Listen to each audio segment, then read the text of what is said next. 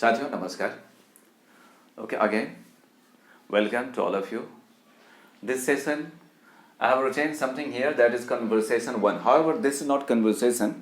ये कोई conversation तो है नहीं, because conversation means you have at least two people there. दो आदमी होते हैं, but yeah, it's one-sided. Okay, if you want to speak something, suppose if you are talking, है ना, when you are talking to someone, कुछ आप बोलते हैं, तो उसी को मैंने देखा है कि हम क्या बोलना चाहेंगे. But these sentences are beautiful, okay, fantastic. It will be of very great use for you, okay.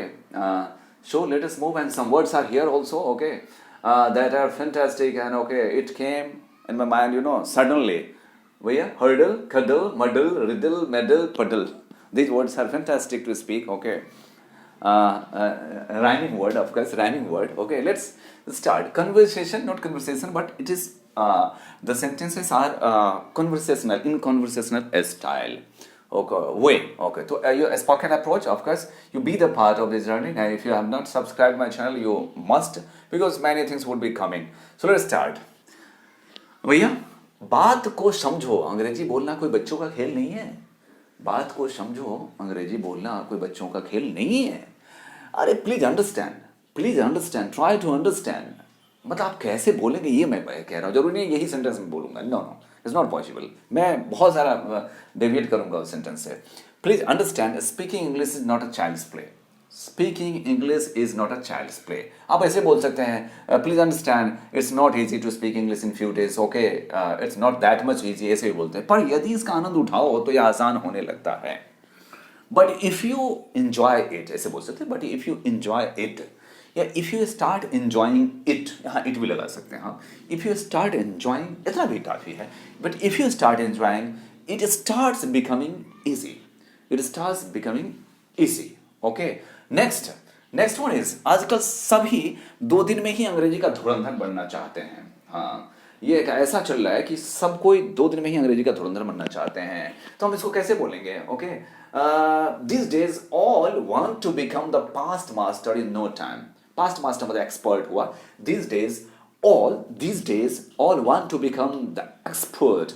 Okay, all want to be the expert of English language, English spoken in few days, in one day. Okay, in no time. उसका भी मतलब वही हुआ, बहुत जल्दी. In no time, in few days, है ना, इन 2 days, जो भी बोलना है. सच तो यह है कि कोई भी काम करने में शुरू में कठिनाई होती है. सच तो यह है कि कोई भी काम करने में शुरू में कठिनाई होती है ना.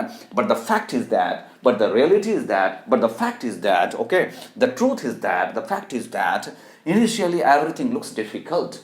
Initially, in starting everything is difficult. Okay, in starting everything is difficult. ऐसे भी बोल सकते हैं आप, या initially everything looks difficult. या ऐसे भी कहते हैं कि when you start any new work, है ना, you always face some difficulty. When you start any new work, है ना, you always face some difficulties. आप IES लगा सकते हैं, प्लूरल करना चाहें तो, और होना चाहिए some difficulties में IES लगना ही चाहिए. देखिए यहाँ पर, देखिए मतलब हम बोलेंगे तो ऐसे ही तो बोलते हैं. देखिए, जब तक आप कुछ शब्द, कम से कम 2-4 हजार शब्द और कुछ वाक्य का संरचना नहीं समझिएगा, अंग्रेजी आसान नहीं होने वाला है. ओके, कैसे कहेंगे? सी, unless you know some words, unless you know some words, at least 2 to 3,000 words, 4,000 words, and some basic sentence patterns. यहाँ पर as some लगा हुआ है तो आप ऐसे लगा सकते हैं. Some basic sentence patterns. Okay, how is it possible? How is it possible? It's not possible. I think it's very difficult. Okay, well, it will be difficult. है ना? Will it? अच्छा, ये कह रहा है कि how is it possible? या how will it be possible? ऐसा कुछ आप लिख सकते हैं. How is it possible? है ना? तो ये हुआ. Unless unless you know some words, at least 2 to 3,000 words and some basic sentence patterns, how is it possible? Okay, it's not possible, I think. हाँ, अगर आप बचपन से अंग्रेजी वातावरण में पले बढ़े होते, अगर आप बचपन से अंग्रेजी वातावरण में पले बढ़े होते, तो आप आसानी से बोलते होते. ठीक है, वही बात है. अब बचपन से अगर हम अंग्रेजी माहौल में, हिंदी में माहौल में हम लोग बचपन से रहें, हम लोग को हिंदी तो सीखे नहीं, सीखने की जरूरत नहीं. वैसे ही अंग्रेजी माहौल में अगर जिए होते, मम्मा पापा सब तो ऐसे ही बोलते होते. ये तो बस खेल ही होता तब, है ना. तो वही है कि हाँ, इसमें दिया. वेल, आप इसको हाँ को वेल कहेंगे, वेल मतलब आप जब बात को आगे बढ़ाना चाहते हैं तो well well well, let me tell you something, तो इस तरह से well, had you been living around English culture, had you been living in English culture या इंग्लिश एम्बियंस, ओके, या अराउंड इंग्लिश स्पीकिंग पीपल, ऐसे बोल सकते हैं, had you been living around English speaking people, या had you been living okay in English culture या around English culture, around English speaking people बेहतर रहेगा, है ना, इंग्लिश स्पीकिंग पीपल, ओके। तो अच्छा, तो you could have been speaking English easily, you could have been speaking, you could have been speaking English, you could have been speaking English easily, है ना। यदि आप बचपन से अंग्रेजी वातावरण में पले बढ़े होते तो आप आसानी से अंग्रेजी बोलते होते, है ना। Well, had you been living in English culture और इंग्लिश स्पीकिंग पीपल करना है तो अराउंड लगाइएगा, अराउंड इंग्लिश स्पीकिंग पीपल, या in English culture you could have been speaking English easily.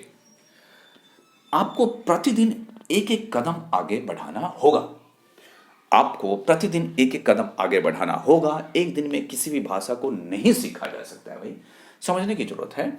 You will have to learn step by step, you will have to learn step by step, you will have to improve yourself step by step, okay। ऐसे बोलेंगे आप, यहाँ लिखा हुआ है you will have to learn step by step या you will have to improve step by step, okay।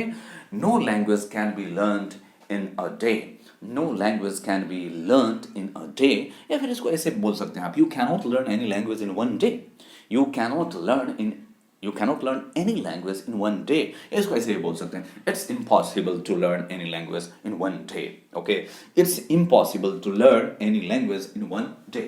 तो इसको एक बार देख लीजिए, स्क्रीनशॉट ले लीजिए, इसको पढ़ लीजिए, ओके। और ये वर्ड की बात हम कर लेते हैं, हर्डल, हर्डल कहते हैं ना, हर्डल मीन्स होता है प्रॉब्लम, हर्डल मीन्स क्या होता है, प्रॉब्लम।